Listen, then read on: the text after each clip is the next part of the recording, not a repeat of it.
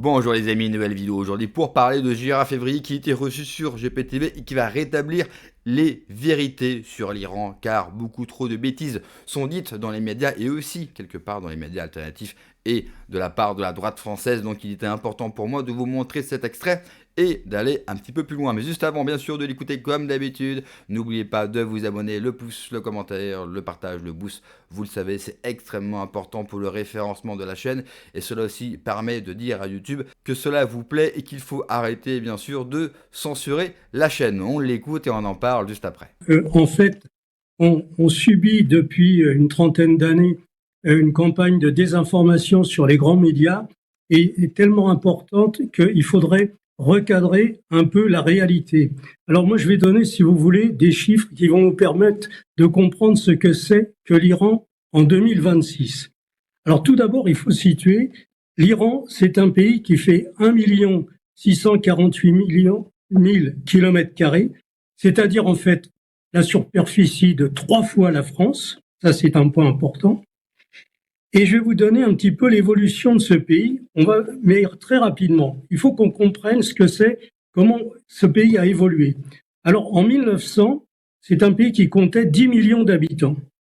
En 1933, 13 millions. En 1976, 34 millions. 2016, 80 millions. Et en 2024, 90 millions.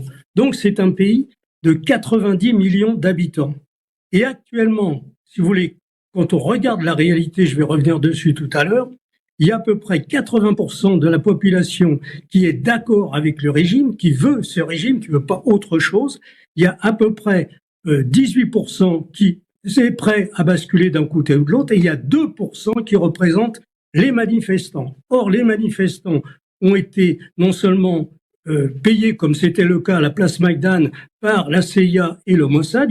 Le Mossad a infiltré l'Iran depuis une quarantaine d'années. D'ailleurs, même avant, ils étaient très présents en Iran. Et donc, ils reçoivent des palettes de dollars et ils arrosent tout un tas de personnes qui sont prêtes à risquer leur vie pour éventuellement, on leur a proposé d'ailleurs de partir si ça tournait mal à l'étranger, puisque en Iran, il y a plusieurs minorités, si vous voulez. C'est pas un pays composé d'une seule minorité.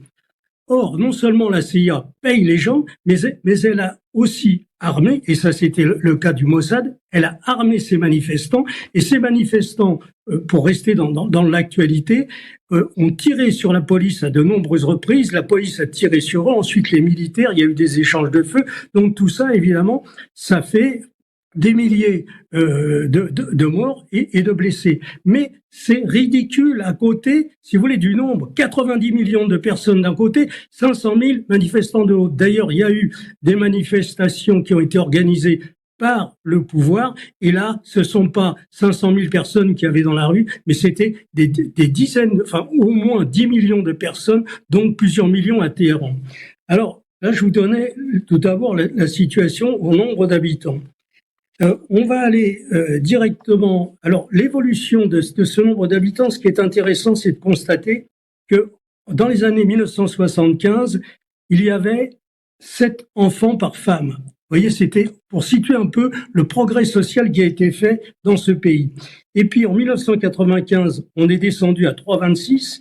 Et ensuite, en 2020, on est à 2,1 enfants par femme. Ça vous donne le progrès social qui a été réalisé dans ce pays, qui maintenant a un taux de fécondité qui est comparable à l'Allemagne, aux pays européens, on va dire. Hein. Voilà.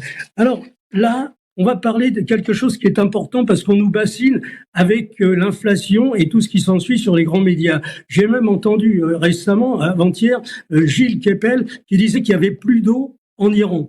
Vous imaginez l'énormité. Hein. Donc, alors, on va parler le PIB de l'Iran.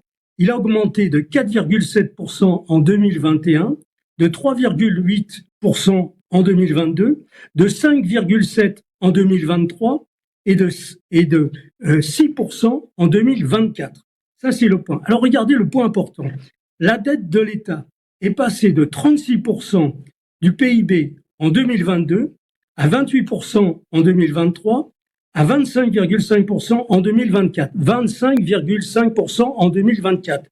Pendant ce temps-là, La dette de la France par rapport à son PIB était de 55% en 1994, elle est passée à 98% en 2019 et ensuite à 112% en 2022. Alors vous comprenez, on nous dit que l'Iran est en difficulté financière, mais moi j'aimerais bien que la France ait les chiffres arrive aux chiffres, c'est-à-dire 25,5% en 2024, alors que nous on est à 112% en 2022 et maintenant on s'est envolé.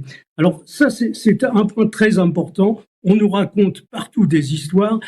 C'est l'Iran, c'est une situation économique qui ne correspond pas. Il y a une inflation cette année, c'est vrai, mais d'accord. Donc, ce qu'il faut dire, bien sûr, c'est que l'Iran s'appuie sur des réserves de pétrole et de gaz qui représentent une richesse phénoménale. Et donc, c'est pas du tout un pays qui est destiné à affronter des difficultés, puisque au départ, vous aviez les Américains qui voulaient s'emparer de ce pétrole et une fois que le chat a été chassé en 79, eh bien, ils ont mis l'Iran sous embargo et tout ça. Alors, ça a été efficace pendant une vingtaine d'années. Mais depuis l'année 2000, la Chine et d'autres pays achètent le pétrole iranien, 3,4 millions de barils par jour.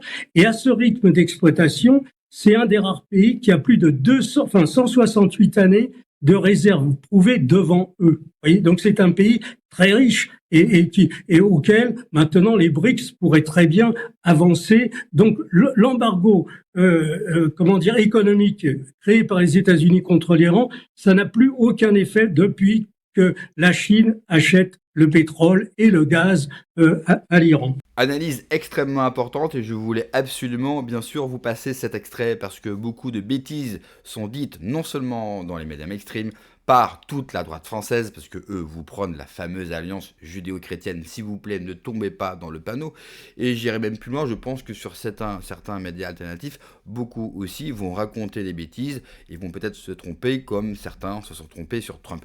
Il y a un autre point que je voudrais rajouter à cette remarquable démonstration, c'est que 70% de la population iranienne, et vous l'avez entendu, eux n'ont pas de problème de natalité. 70% de la population a moins de 30 ans, c'est une classe active. Donc par la masse et par le nombre, l'Iran aurait changé de toute façon. Parce que cette jeunesse iranienne sait et a adopté les codes occidentaux. Pas tous, bien sûr, mais elle les a adoptés. Allez sur Internet et marquez « vie nocturne Iran » et vous allez être surpris des images que vous allez voir, car on vous vend bien sûr dans les médias un petit peu partout le pays musulman, un pays d'arabes. Ce sont des Perses, l'Iran a une longue histoire, l'Iran n'a rien à voir avec d'autres pays arabes, mais vraiment rien. L'Iran a une histoire millénaire comme la nôtre, l'Iran est une grande nation. L'Iran a démontré il y a quelque temps qu'elle était capable de briser le fameux dôme de fer d'Israël et de répondre par les armes. L'Iran, contrairement à ce qui est dit, a une économie qui fonctionne beaucoup mieux que la nôtre, a une population énorme, et au lieu de laisser ce pays tranquille, de laisser la mutation naturelle qu'aurait eu de toute façon l'Iran, eh bien comme d'habitude, on va aller fourmenter des fausses révoltes, une fausse révolution. On va aller foutre la merde parce qu'on ne sait pas faire autre chose que foutre la merde pour des intérêts qui ne sont pas les nôtres. Ce sont les intérêts de la CIA, couplés avec Israël, parce que Israël, vous comprenez bien, ils ne peuvent pas avoir à côté d'eux un pays de 90 millions d'habitants avec une économie qui fonctionne et avec leur armement qui a bien sûr montré tout son intérêt et tout son progrès, contrairement au dôme de fer israélien. Alors que la France, il y a quelques années, avant que les États-Unis interdisent à tout pays de commercer, d'avoir des échanges commerciaux ou un pied en Iran, la France était l'acteur principal de l'économie iranienne. Ça, on l'a aussi complètement oublié. Il y a une longue tradition, une longue amitié entre la France et l'Iran. Laissons les pays résoudre leurs problèmes eux-mêmes. L'Iran qui vient de perquisitionner 60 000 armes venant d'où? De la Turquie. La Turquie, pour ceux qui ne le savent pas, c'est le bras armé de l'OTAN. Traduction, c'est le bras armé des Américains dans la région. Donc la Turquie fait transiter des armes aux fameux émotiers, bien sûr, iraniens. Et pour ceux qui pensent que les méchants mollahs qui sont un risque sur le monde, alors que les mollahs n'ont jamais rien fait aux Occidentaux, n'ont jamais rien fait à la France, les mollahs, depuis bien longtemps, ils ont desserré la vis. Je vous l'ai dit, ils n'ont pas le choix. Quand vous avez la plus grande partie de votre population qui est active, qui est jeune, vous n'avez pas le choix que de desserrer la vis. Et puis vous avez affaire à des Iraniens, pas à des abrutis. Dans ma vie, j'ai eu le plaisir de côtoyer des Iraniens et croyez-moi, ce ne sont pas les mêmes de ceux à lesquels vous pensez. Je vais prendre un autre exemple. En Algérie, également 70% de la population a moins de 30 ans. Oui, mais vous avez affaire à des Algériens. Donc il ne se passe absolument rien.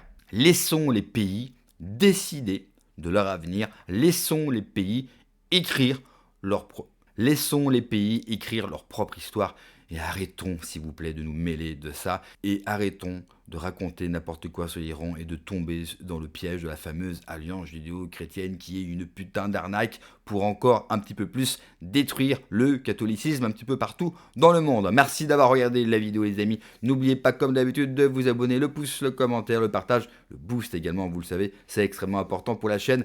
Prenez soin de vous, que Dieu vous protège. Allez, ciao.